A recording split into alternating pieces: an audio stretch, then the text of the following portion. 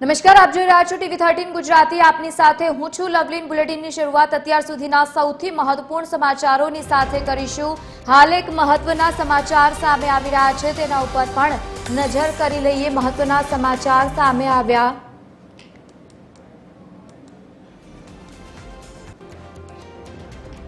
જૂનાગઢના ભવનાથ મંદિરમાં વહીવટદારનું શાસન સૌપ્રથમ વખત આવ્યું છે। વહીવટદારનું શાસનના મહત્વના સમાચાર સામે આવ્યા। વહીવટદાર તરીકે પ્રાંત અધિકારી ચરણસિંહ મહંત હરિગીરીની મુદત પૂર્ણ થતા આ નિર્ણય કરવામાં આવ્યો છે। ડેપ્યુટી કલેક્ટર ચરણસિંહ ગોહિલની નિમણૂકના સમાચાર અહીંયા સામે આવ્યા છે। સૌપ્રથમ વખત આવ્યું છે વહીવટદારનું શાસન। નોંધનીય છે કે મહંત હરિગીરીની મુદત પૂર્ણ થતા આ મહત્વનો નિર્ણય કરવામાં આવ્યો છે। ડેપ્યુટી કલેક્ટર ચરણસિંહ ગોહિલની નિમણૂકના સમાચાર સામે આવ્યા છે। જૂનાગઢના ભવનાથ મંદિરમાં વહીવટદારનું હવે શાસન। તો બીજી તરફ આ સૌથી મહત્વના સમાચાર, કારણ કે સૌપ્રથમ વખત આવ્યું છે વહીવટદારનું શાસન।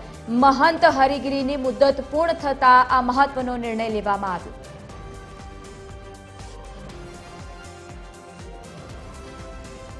સંવાદદાતા પરેશ આપણી સાથે ફોન લાઈન પર જોડાયા છે। પરેશ, હવે ભવનાથ મંદિરમાં જે રીતે વહીવટદારનું શાસન જોવા મળશે, શું વધુ વિગત?